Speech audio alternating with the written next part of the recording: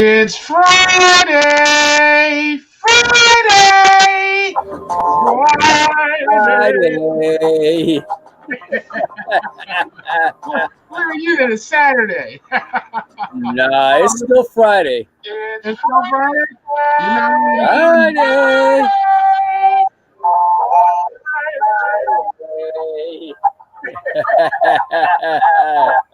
I'm hearing the time delay here. Are you hearing that too? It's still Friday. It's still Friday?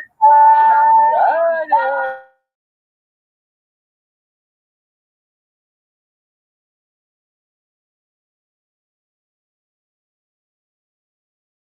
You're muted. Friday. Oh, that's you. Are you watching it? Are you watching the stream too? Tim, can you hear me? I'm not watching the stream anywhere. Oh, wow. I'm hearing an echo. All right, let's try that. Am I good now? Mic check 1, mic check 2. Yeah, you're pretty good there. All right, so I just closed Facebook out completely. Okay, all right. Maybe it was echoing from there. Wait a minute. I said it's Friday, right? Friday. It's Friday. Loving your outdoor digs, man. That looks kind of comfortable. I don't even see any flies or moths or nothing. Tonight, no. Tonight's nice, but it might be because I got this big old fan over here blowing right across me, and ain't nothing can beat that breeze. Right. That's a good way to keep the skeeters off. You see, Sir is trying to have lunch here.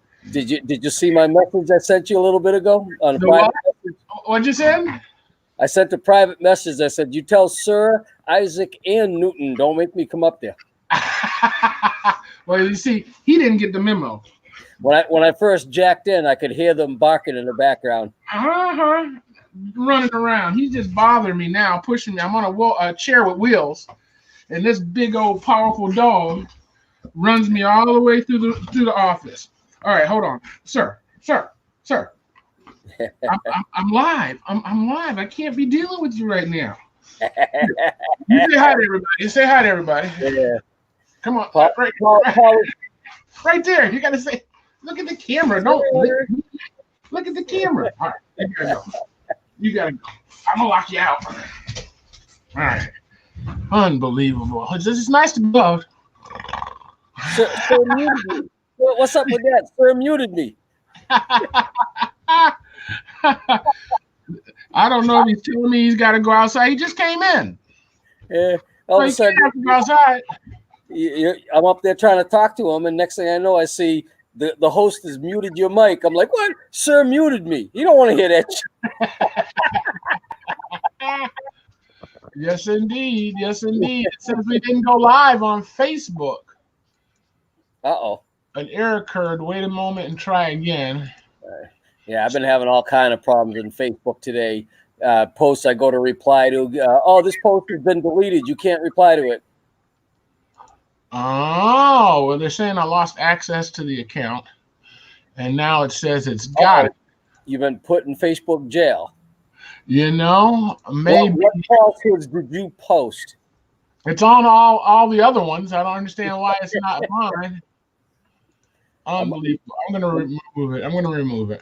So what's going on in your part of the world, man? Like I said, I'm loving right now the fact that Facebook is booting people off.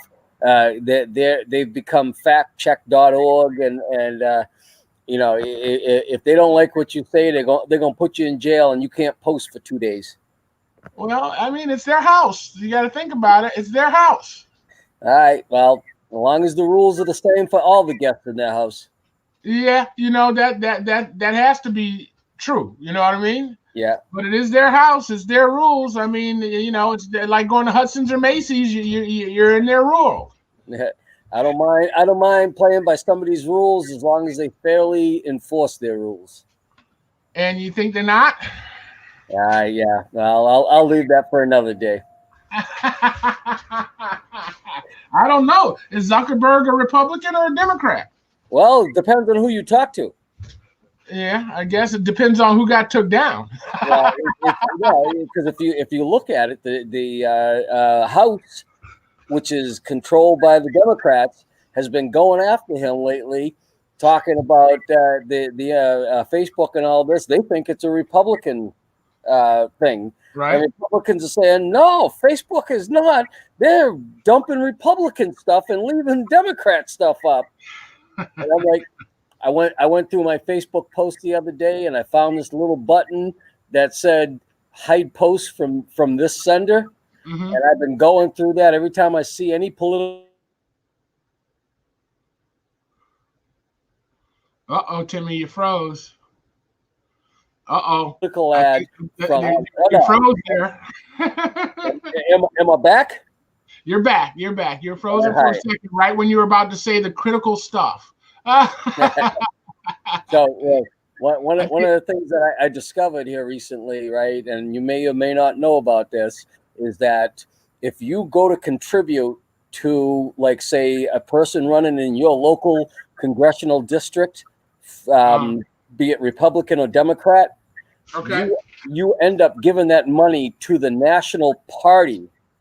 And so now you're in their database. And they start sending you Facebook ads to contribute to all the candidates of that party around the world, around the country, I should say, right? But what I found was not only was I starting to get, contribute to this Republican over here, contribute to this Republican over here, I started getting hey, the Democrats need your help to take down the Senate and the House and give to this Democrat. Well, I want to say the two organizations are actblue.org and thinkred.org. And that's run by the national parties. And no candidate running for a national office can collect money outside of using those databases. So the party knows about you the minute you contribute. So what I've been doing is every time I see something from Think Blue or Act Blue or whatever it is, and Think Red or Act Red, whatever it is, I go up and I click on the ellipticals in Facebook and say, block all ads from this entity. And my Facebook page has gotten very quiet. Now all I got to deal with is my friends I know and love who preach into their choirs and trying to convince the unenlightened how stupid they are. Well, that's going to be a big task. Timmy, you're not talking anything small. You know how I deal with that? How's that? I just scroll on by. Scroll. Well, I've been on the highway for the last 2-3 days, so I haven't been on the Facebook. I haven't been on the internet. I've been rolling, man. I went down to Nashville. Did you go down to see Sizway? Went down to see Sizway and got there, and they wouldn't let me in. Nashville's on lockdown. Oh man. Yeah. So that's what I worry about Massachusetts right now. I was going to go back up to Mass, first weekend in October, and all of a sudden now Massachusetts, when you land from Florida, you got to fill out paperwork that says where they can find you for the next 14 days, and if you ain't there when they check up on you, it's a $500 fine. You got it, Timmy. It's $500. Pay it. You got it. Man, that's beer money. You know how much beer money that is? Yeah. A lot of beer. I had to take my shoes off, man. One of my cousins that lives over here on the east coast of Florida said to me, dude, I drove up to Massachusetts, snuck in for the weekend, and left again. And I'm thinking to myself, you know what my luck is? I'd hit the Massachusetts border. The trooper would see Florida plates, pull me over and say, all right, here's the form. Fill it out. You're stuck here for the next 14 days. For the next 14 days. Exactly. I mean, not that I can't work from up there, but I got to be forewarned, so I have my laptop with me. Well, you're going to have your laptop. You don't travel without it, do you? Oh, hell no. I don't travel with my laptop anymore. Oh, I guess you're retarded, yeah. No, I'm not retarded. I'm not retarded yet. You're semi-retarded, aren't you? No, well, when I was the boss, I had to travel with my laptop all the time. I was never truly on vacation. I had to Right. travel with my laptop all the time. So since I am now no longer the boss, Uh-huh. when I go on vacation, I go on vacation. My laptop don't go with me. My hero. I don't like having to pull that damn thing out and boot it up. And I ever tell you the story about me going to the Super Bowl back in 2000? Oh no. Yeah. So I'm going to New Orleans for the Super Bowl, right? And Uh-huh. I had to bring my laptop with me because I'm never truly off at the time. And so Monday morning, I got a 6 a.m. flight out of Lafayette, Louisiana to Houston, Texas. Uh-huh. I get to the airport at 5:30. I'm in line. National Guard sergeant walks up to me and she says, "Pull that laptop out and boot it up." So I pull the laptop out of the case, I boot it up, show her it's a functional laptop, operating system, everything's beautiful. She says, "Okay, you're fine." I shut it down and put it back in the bag. I get up to the TSA agent. TSA agent says, "Boot it up." I said, "I just did it for that sergeant over there." TSA agent looks at me and says, "I don't give a what you just did for that sergeant over there. You will boot it back up again or you will not get on this flight."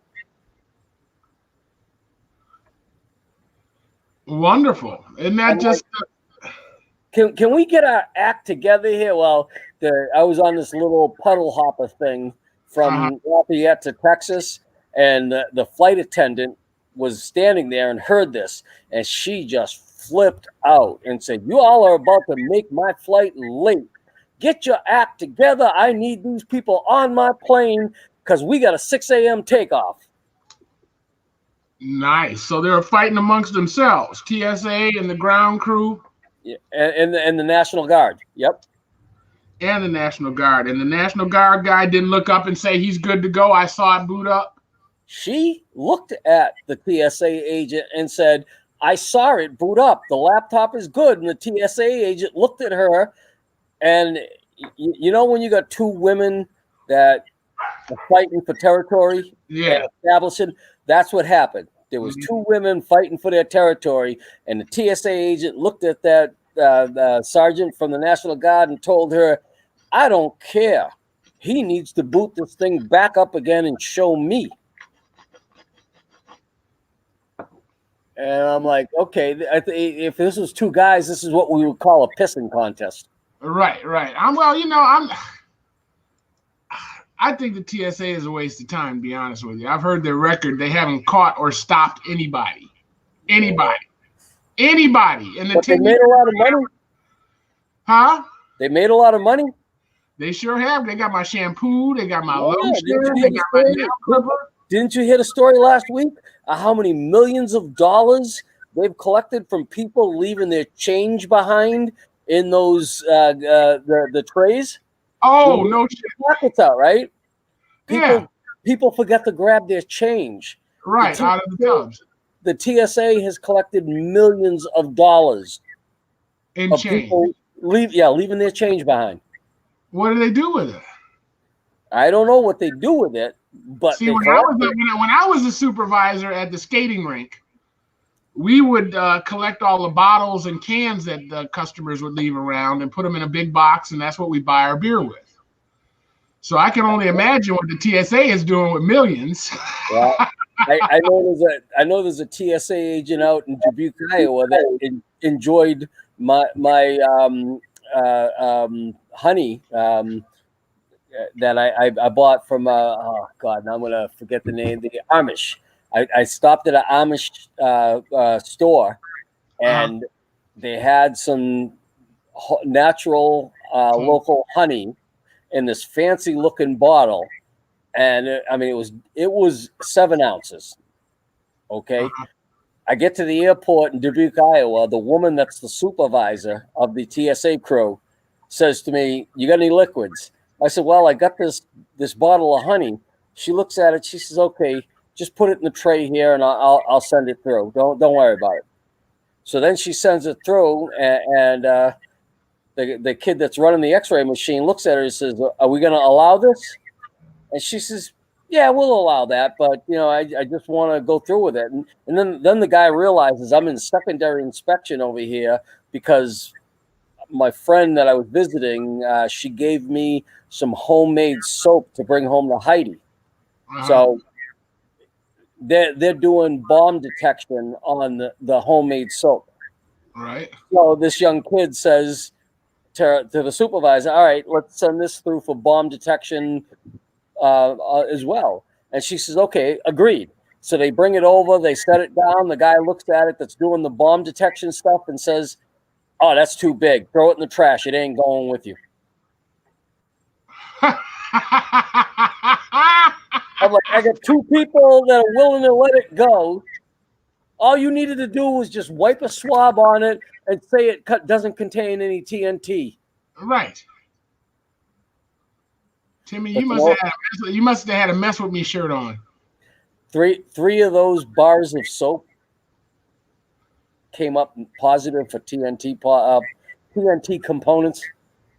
Really? But the And other I'm one, looking at the supervisor had to get involved, and she made a phone call, and she's like, "I can tell you the name of the store. I could tell you everything, where it's located in McGregor, Iowa, and everything. It's all wrapped. Everything looks beautiful." The guy on the other side is like, "So what the fuck? Let it go." right.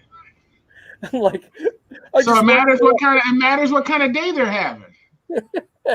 but I'm going through all this, and three of the bars of soap, and this is homemade soap, tested positive for components for TNT. How well do you know the lady that gave you the soap?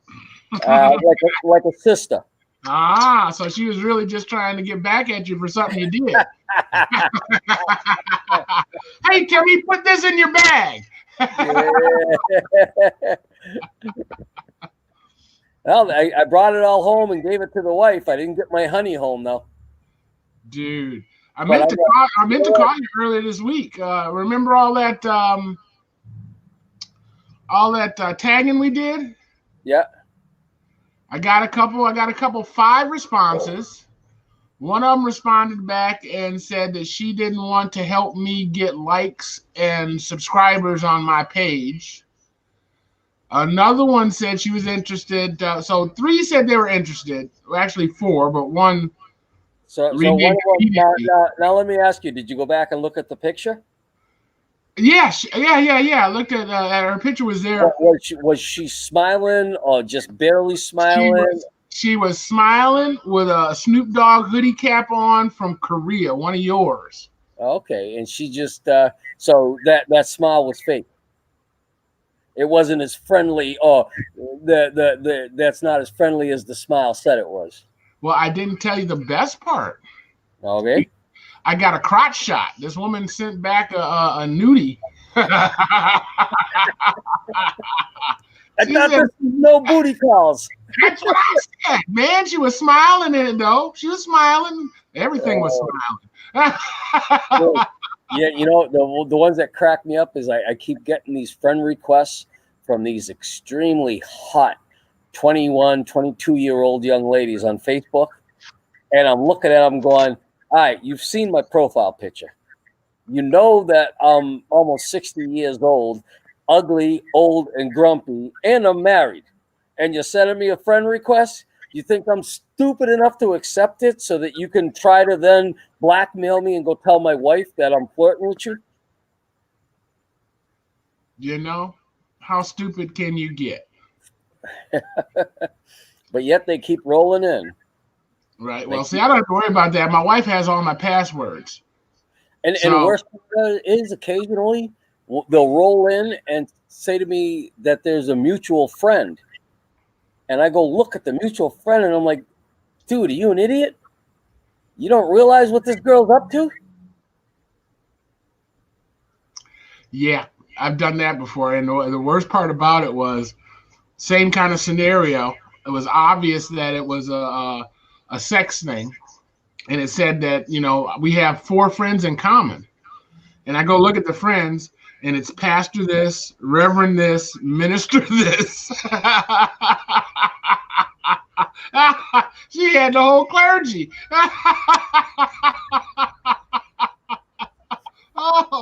Oh, I bet you she didn't even go to church on Sunday. You know, the one that's been cracking me up lately is I keep getting these emails because you know I'm a cybersecurity analyst, right? That's my job. Uh-huh. So I get these emails from professors and staff members that say, "Should I believe this?"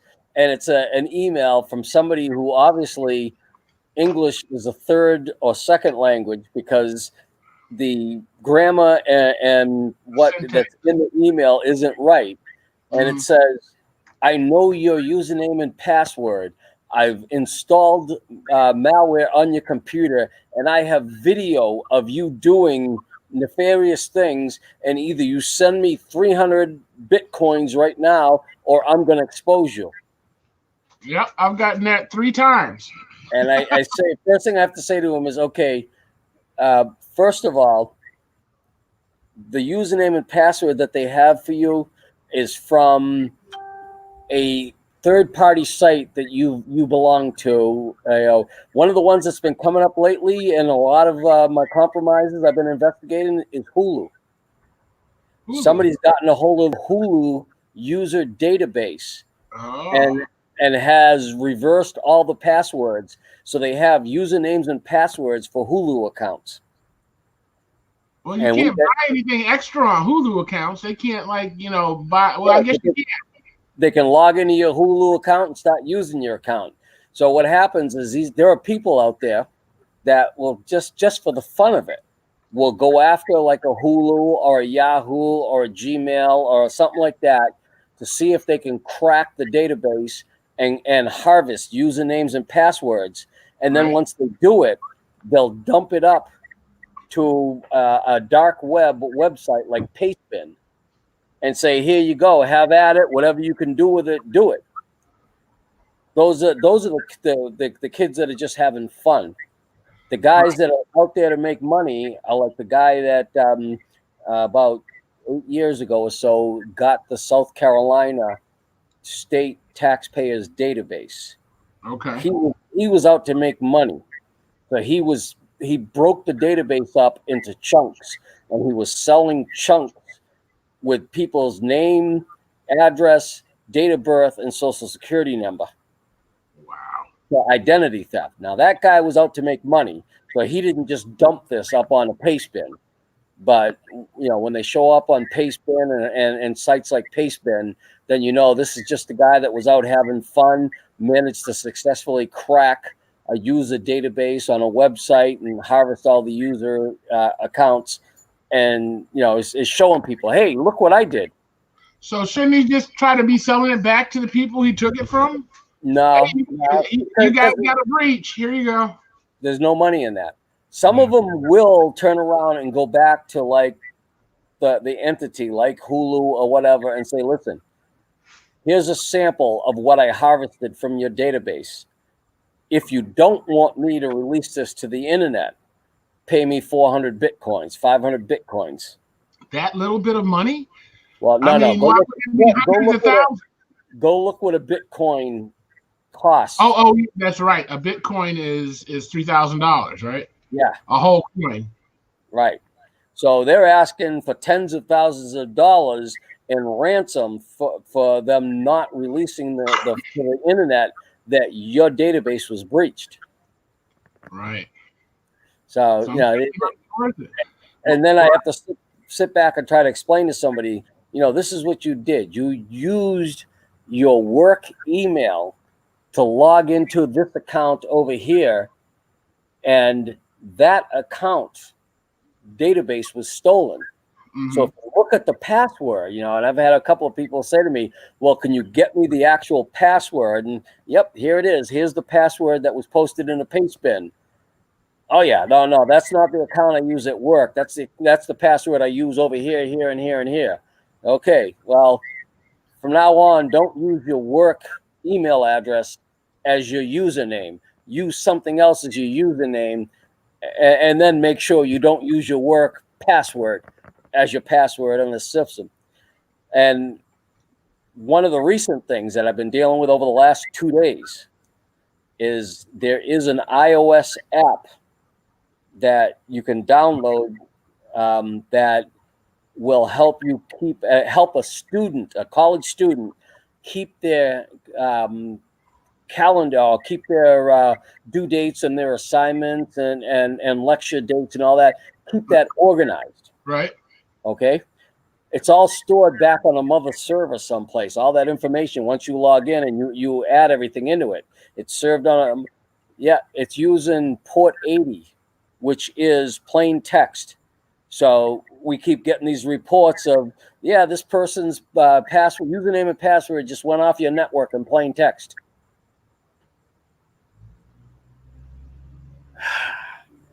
Yeah, but they don't know that because that's the software's issue. Right. It's the software's issue. And this software company, somehow Apple accepted this software into the iOS, the Apple Store, and there's no encryption on sending the username and password. I thought they were sticklers about the stuff that they let on their app store. Well, you ever hear of an Apple malware called Slayer? Yes. All right. Apple got tricked into code signing Slayer install. So a lot of people are actually getting a Slayer install onto their PC because it's signed by Apple as an appropriate piece of software. Wow. It's as soon as the students started showing back up on campus, I'm like, all my alerts are 90% Apple device infected with Slayer. And I'm like, what the hell is going on here? And finally, Apple admitted they got tricked into accepting it as a legitimate piece of software and code signing it. So why can't they just uncode sign it? I don't know why they can't just uncode sign it, but I think it's already too late. Because what it does is it tricks people into installing malware they think is PDF, Adobe Acrobat Reader, or Adobe Flash. Okay. And it's actually a malware that embeds itself. It's not, from what I'm reading, it doesn't embed itself at the Apple layer. It goes down to the Linux layer and embeds itself in the Linux layer of an Apple device.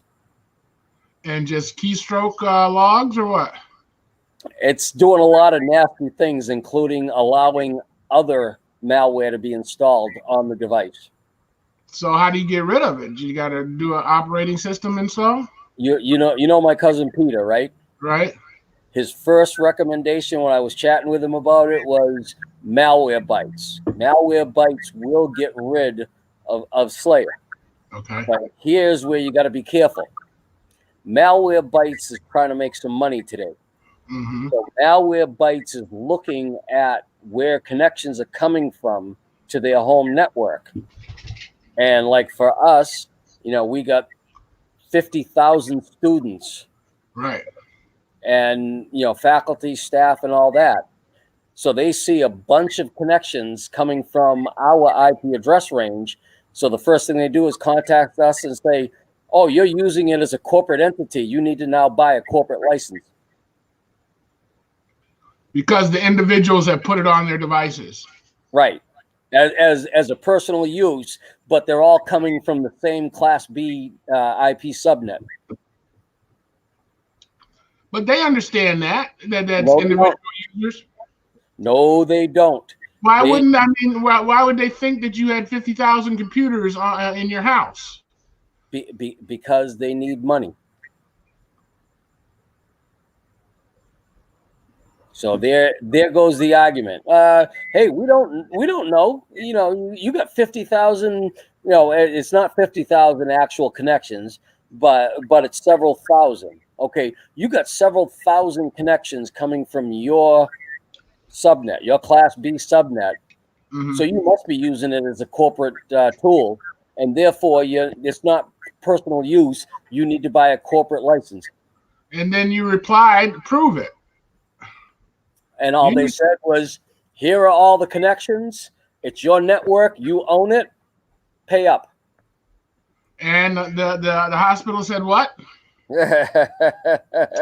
Yeah, we basically ran through and anything that we found malware bytes installed on, it was uninstalled from. Good.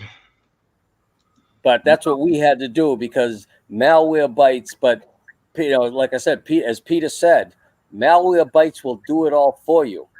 And when I said to him, we can't use malware bytes, he sent me a post of like 9 different file locations that you have to go into, and the files within those locations that you have to clean out in order to get rid of Slayer from an Apple device. And the killer part is Slayer will infect an iPhone as well as an iPad or a Mac computer. Well, nice. Do you know what it does? I mean, Like what I said, it allows for the installation of additional malware and it data harvests.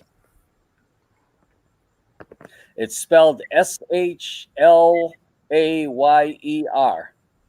And you can search your Mac for it, and it'll come up. No, that won't come up in your Mac, but you can search Google for it, and it'll come up and tell you how to get rid of it. Yeah, but that's 9. That's 9 a lot. different file locations, and like I said, it's down at the Linux level. It's not at the Mac level. It's at the Linux level that you need to go down and remove these files. So it's all terminal stuff that nobody can do except for terminal users. Yeah, you got to follow the path /USR/ and you can't just wipe it and put a new operating system on? Oh, you could do that. Does it embed into your file?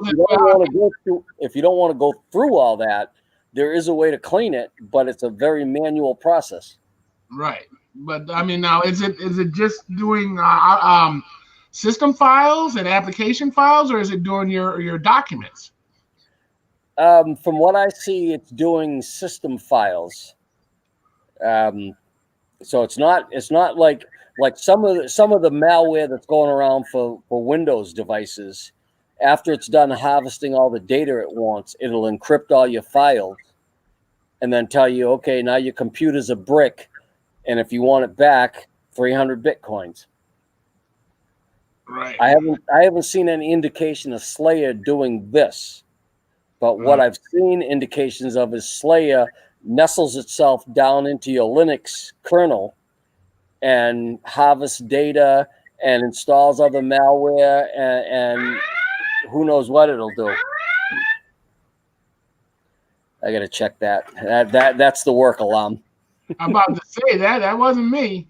No, that was the work alarm. I gotta go check that. Nice. All right. Well, I'll give you a minute to check that, and I will talk to the good people that are or are not watching. What did I want to tell them? Oh, actually, I've got something for you, Timmy. That. Usually, when people say that, it's about 3 foot long and it's round and says Louisville on it. Remember the show I was telling you to watch? Netflix. Yeah, the one you were going to send me the link to? Right. I don't know how to send links out of Netflix. How do you send a link out of Netflix? Well, I usually use Netflix like on my phone or on my laptop. So I just, copy and paste the link like I normally do. But from my TV, I don't know. The only way would be to like give me something exact to search on. Because like the last time you gave me the name of a show, but there were like 20 different things to choose from under that name. And the one I chose was the wrong one. Well, this is Nosedive. And I think it's the closest thing to what Facebook is going to evolve into. So all the citizens have these implants in their eyes, their contact lenses, right? Yeah. And through the contact lens, when you walk up to somebody, you see what their rating is and their name, right? And it's all about being nice. If you have a low rating, like this gentleman here, you can't get car loans, you can't live in certain neighborhoods, you can't do certain stuff. You have to be a 4 or higher to do things, or a 5 Okay. or higher to do things. And in order to get these points, you get these points by being liked. So if people like you, your score goes up. So I wanted you to look at this, and you still got a chance. It's called Nosedive, Black Mirror. I think it's season 3. Nosedive. I'm googling. I mean, I'm searching it right now on Netflix. Well, this is a scene where she is trying to get. She is with a points counselor, and this guy is teaching her or showing her how she can increase her points so that she can get this apartment that she wants. Is Nosedive one word or two on this one? One word. One word. Okay, let's try that because it's not. It's just not coming up with anything here. I'm in the. Did you do Black Mirror? Okay, there's a Black Mirror Bandersnatch. The Bandersnatch is a pretty cool one, but no, this is Nosedive season 3.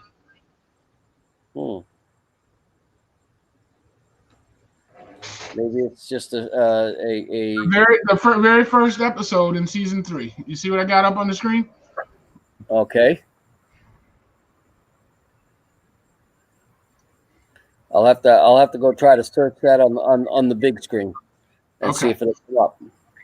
All right. Well, that's a good one. I like that one a lot. And let me see where's the other one that I like. I think it was called White Fang. Oh, was this? I think Heated in the Nation was pretty good too. So when you were talking about that, you know, the glass and whatnot, and to see the likes, all I kept thinking about was that Apple or Google that came out with the glass that you could put on, and it was like there was a screen that was displayed, a heads-up screen displayed in your face, and would give you information, and you could use your eye to go ahead and search things. Oh wow, Do you remember that? No. I'm trying to think. Was it the Google Eye? Google Glass? Google Glass, yeah. Oh, okay. So I had a couple of doctors that decided to try to start using this to treat patients, and it was like, whoa, time out. At what point in time did we actually vet this and make sure it meets HIPAA? What do you mean? What do you mean I can't use it? Because it's going to a server that is not secure. Do you know that Apple at one point actually came out with a electronic medical record program that you could download from the Apple Store onto an iPad? It was a medical app? Yeah, it was an electronic medical record app.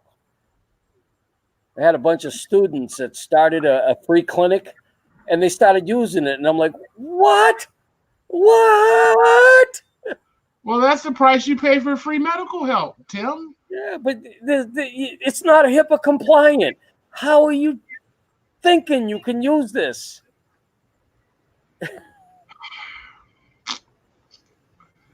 Well, can't you sign away your HIPAA rights? You could sign away your HIPAA privacy, but right. I cannot violate your HIPAA privacy. Only you can. And I'm actually. If I say, Timmy, you got my permission. I don't care about HIPAA. Do what you can. I'm going to put my data in your software. I don't give a damn. And that seems to be what's going on with the youngins today. Because I'm going to go back now. This one was about 8 years ago. Okay. I got a phone call from the privacy officer. Said to me, "You need to go look at this Facebook page and tell me if this is a HIPAA security violation." And I go to this guy's Facebook page, and he is posting all about his medical conditions and the surgeries he's going to have and how he's feeling after the last surgery and what's going on with his private parts and this, that, and the other thing. And I'm like, this is not a HIPAA violation. He posted all of this himself. He told everybody what was wrong with him. I can't tell anybody what's wrong with him, but he can tell everybody all he wants what's wrong with him. Nice. And So explain to me why I should be afraid of that. If you decide you want to send your doctor an email to ask him a question about medical, so you find your doctor's email address and you send him from your, I don't know, AOL account, Yahoo, Google, whatever, an email to his work account asking him a medical question. Technically, you are the one that initiated the communication. However, we advise them to contact the person back with simple thing. You do realize this email is going across the internet in plain text, so your private medical information could be compromised. And if the student says, if the patient says, I'm okay with that, go ahead and talk to me, then the doctor is supposed to print that and copy it into the patient's record so it is documented. The patient said, go ahead and communicate with me in unencrypted email. Well, yeah, I'm finding this really interesting because I just got a client that does telehealth. Okay. Telehealth, and yep. They're encouraging people to use the video conferencing, but I think it's a proprietary in-house teleconferencing system. Yep. That they're using. We have one. I do telemed with the VA, and the VA has their own, and it's all encrypted and all HIPAA compliant. And if you use the secure messaging within, like the VA has My Healthy Vet. At work, we have a thing called My Chart. If you log into these interfaces and you use the secure messaging application, that's 100% HIPAA compliant, and there's no question. However, if you decide you don't want to be bothered with all that and you want to just send it from your Yahoo account, then the medical professional is required to remind you that that is unencrypted and unsecure. Because do you know, okay, there's 18 different data points that are considered protected health information. It only takes 2 data points being exposed to be a HIPAA privacy breach. And what happens then? If I commit the HIPAA privacy breach as the working for the covered entity, then you can sue the covered entity and I get fined. Okay? What kind of fine? Huh? $500? $500? Should you just go to Massachusetts? Oh, no. You want to read some entertaining stuff? See if you can find the Office for Civil Rights, OCR, HIPAA fines. Okay, OCR has a very interesting math protocol. So what they do when they find that there is in fact a breach, they turn around and they say, okay, as of this date and time, any reasonable person should have detected this breach. Then they look at how many people were potentially affected by the breach. Mm-hmm. And then they charge you $24,000 a day for every person for every day. I've seen OCR fines go to $25, $30 million. But what they normally do is they go to the covered entity and they say, okay, well, we're not going to put you out of business. We know you can't afford $35 million. So what we're going to do is we're going to back the fine down to $4 million, tell you that you need to do this, and we're going to follow you for the next 3 years to make sure you are, in fact, doing it. Sign the agreement, pay the $4 million. Otherwise, you're going to pay $25 million. See, that's what I've always wondered. I've always heard on the news that General Motors got fined $20 million for this environmental breach, and GE got fined this, and all these big corporations. Where does the fine money go? Okay, well, I'm not sure with those, but I can tell you from two that I've had experience with. One of them being the what they call MSHA, the Bureau of Mines. OSHA takes care of workplace safety. MSHA takes care of mine safety. And OCR, Office for Civil Rights, they are actually funded by the money they bring in fines. That's where their money comes from to operate. So that is a conflict of interest then. Some would say. Well, of course it is, because I mean, if the pot's getting low and you're going to have to lay off folks, all you got to do is find some more folks, right? Some would say. But the one that I really, really, really, really like lately is God, now I got a brain cramp on their name there. The division that consumer the Consumer Protection Agency. So what they decided a few years ago, when they saw that Office for Civil Rights was negotiating down fines and working with entities rather than fine them into oblivion, what they decided was that, oh, you're actually violating consumer rights. So after Office for Civil Rights gets done fining you, the consumer rights advocacy can come in and add a different fine on you because you did not protect your patient's privacy, and that is under our purview. So they started slapping multi-million-dollar fines on entities on top of the Office of Civil Rights, slapping multi-million-dollar fines. This is all Republican problems. I don't understand. No. These are Republican problems. These are all multinational corporations, huge corporations. It don't matter. If you're doing business here in the United States as what they call a covered entity or a business associate of a covered entity, then you are capable or you are open to be fined by the federal government of the United States if you violate the HIPAA Act. Well, HIPAA was passed in 2000. Was it 2003, if I remember right? Went into effect in 2005, and then in 2009 they came out with the High Tech Act, which added on to HIPAA and added requirements and changed a few things. So if you're found in violation of either of those, but then it gets even better because individual states can also pile on.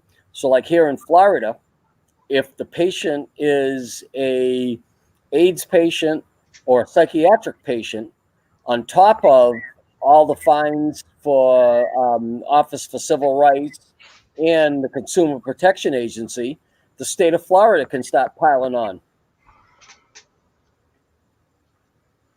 And so you guys aren't breaking these rules on purpose. If it's broken, it's by accident, right? And the High Tech Act of 2009, what they did was they made it so that instead of the Office for Civil Rights being the only entity that can bring about a HIPAA audit, any state attorney general, county prosecutor can bring about a HIPAA investigation, and any employee of a covered entity can whistleblow, and everybody shares in the fine. Wow. So if you're like me, I work for a covered entity. If I see a obvious HIPAA violation and I want to make some cash, all I got to do is call up the county prosecutor and tell him what I'm seeing. He's going to start the investigation, probably hand it over to the state attorney general. State attorney general is going to handle the prosecution for the federal government and going to get fines for the county, the state, the federal government, and then I'll get a kickback out of it. In other words, they'll send a check to your department for what? No. Statements? No, a check to me As the whistleblower. as the whistleblower.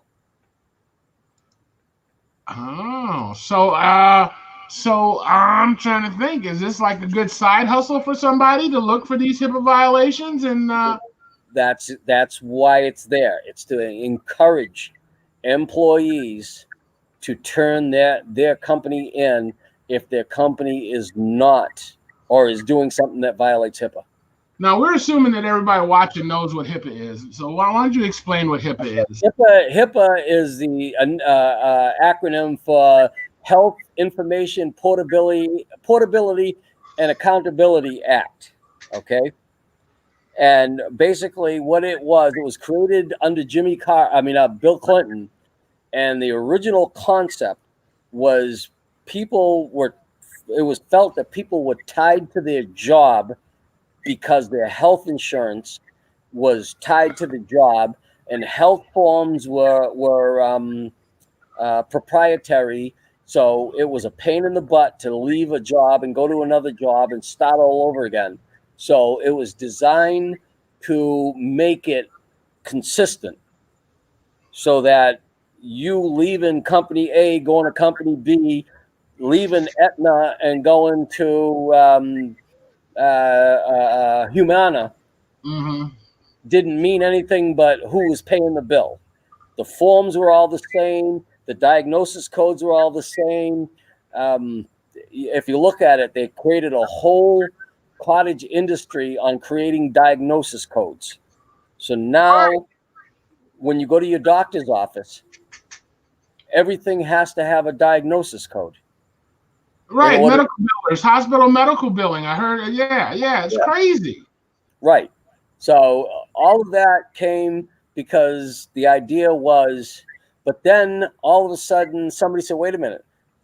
So if we're going to do this, if we're going to say electronic medical record, so instead of your medical record being a paper record at Dr. A's office, and then you go to Dr. B and Dr. B can't see your medical record because Dr. A has it, we're going to make it all central.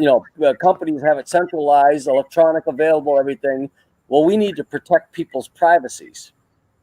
So it started going on. I could tell you, I remember it was about 2004, 2005, sitting in a meeting with the federal government, and they were talking about the fact that the Veterans Administration had the largest electronic medical record system in the United States.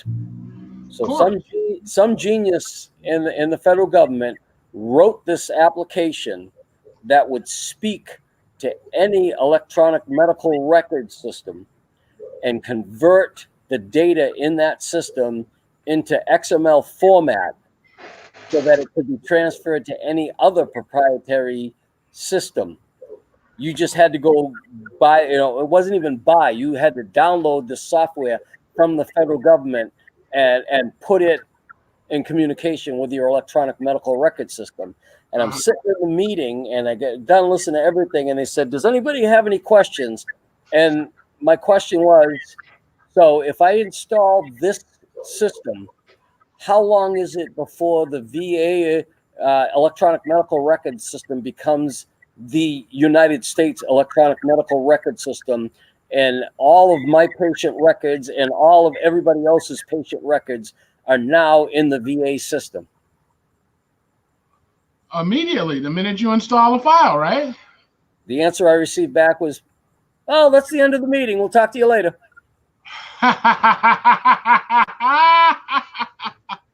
Good question. Goodbye, everybody. My chief information officer asked me later on that day, so give me a synopsis of the meeting. And I said, basically, the meeting was, you install this piece of software on a server that can teach it how to talk to your electronic medical record system.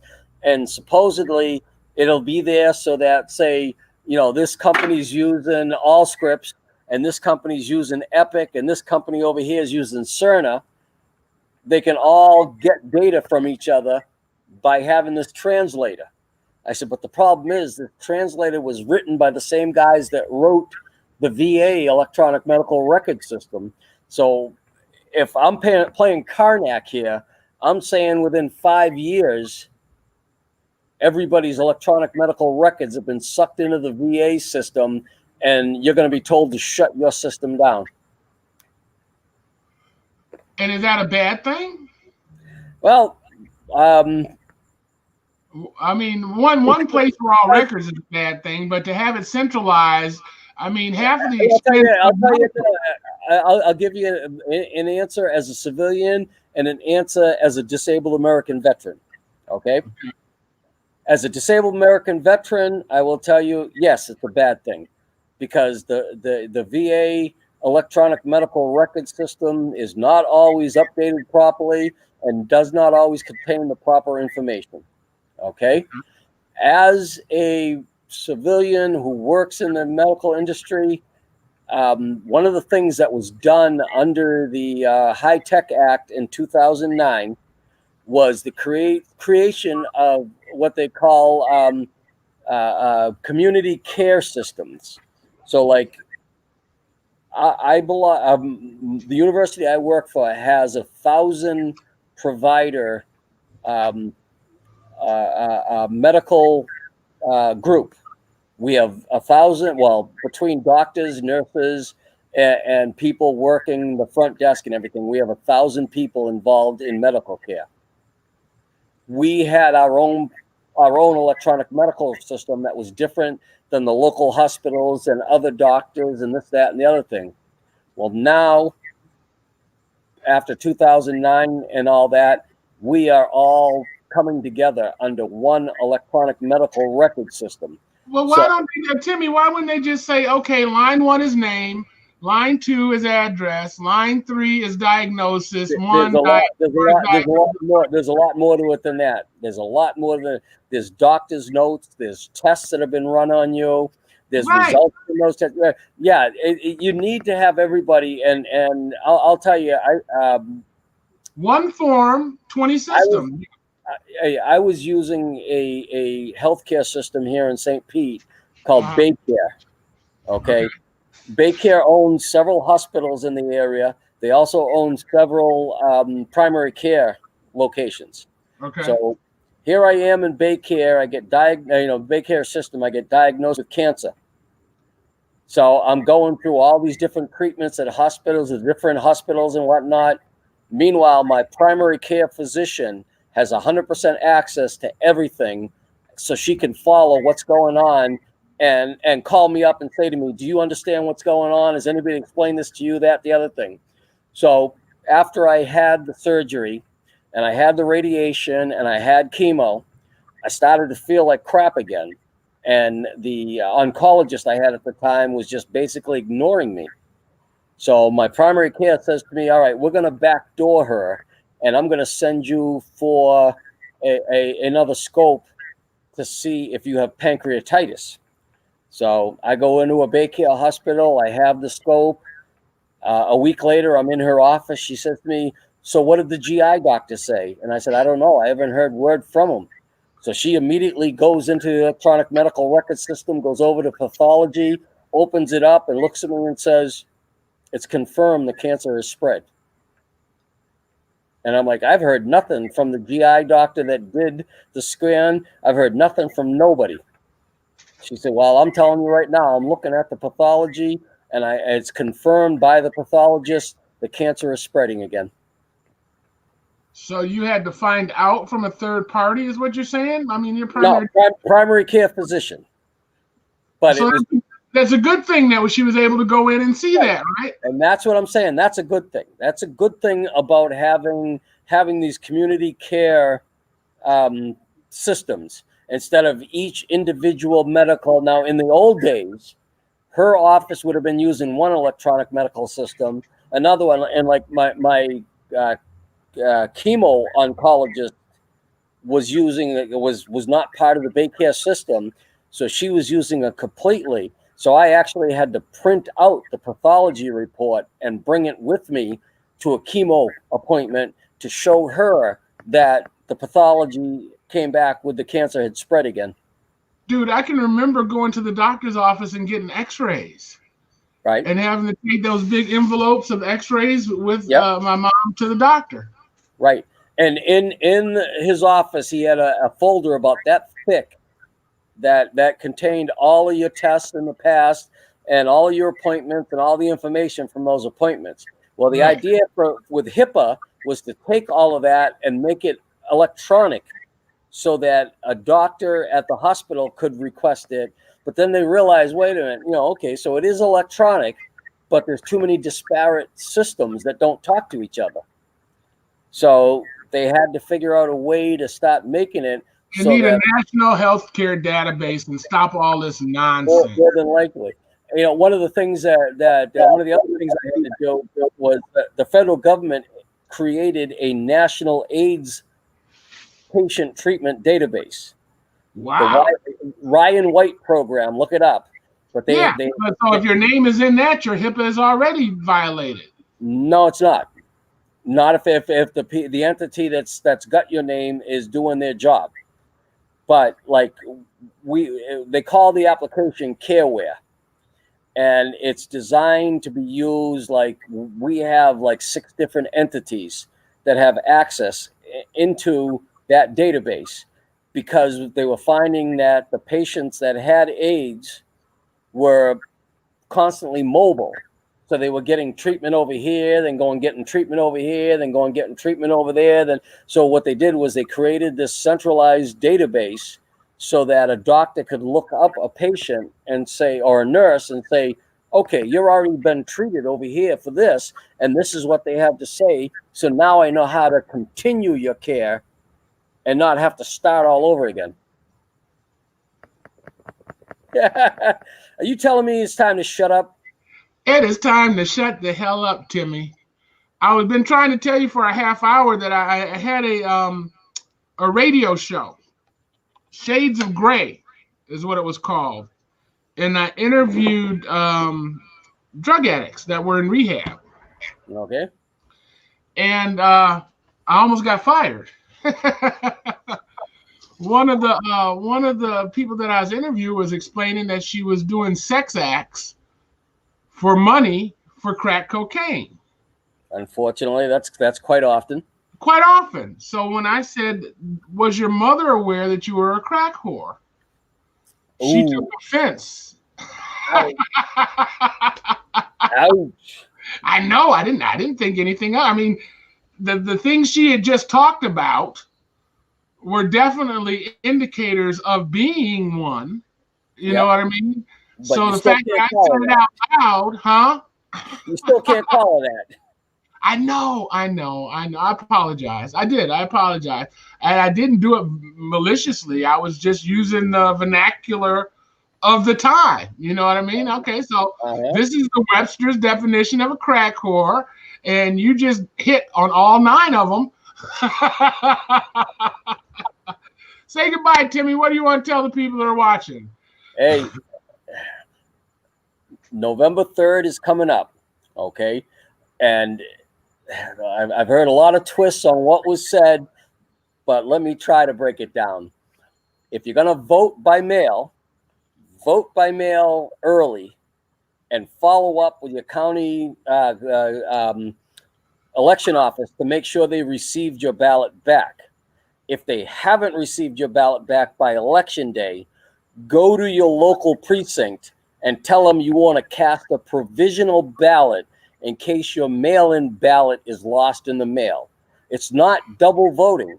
They will hold on to your provisional ballot until they determine whether or not your mail-in ballot has been found.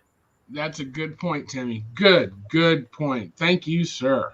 Yeah, voting's very important. We want to always encourage everyone to vote. I don't care who you're voting for. I really don't. I just think that we would be a better society. We would be a better community. We would be a better country if everybody voted. I think if we all start to show up to the polls and vote, politicians will pay attention, because right now they ain't paying attention because so few of us show up to vote They just look at the demographics and say, we own that demographic. We don't have to worry about it. Unfortunately, Timmy, I'm going to disagree with you because they're looking at that demographic and they're deciding who can be dispensable right now. So that's really scary. But hey, that said, vote November 1st. Vote as often as you can. Vote early, vote often, as they said in Chicago. Early, vote often. All right. As always, enjoy the life you're living, guys. Just until you can live the life you'll enjoy. Peace. It's trying to delete it. No, it's not.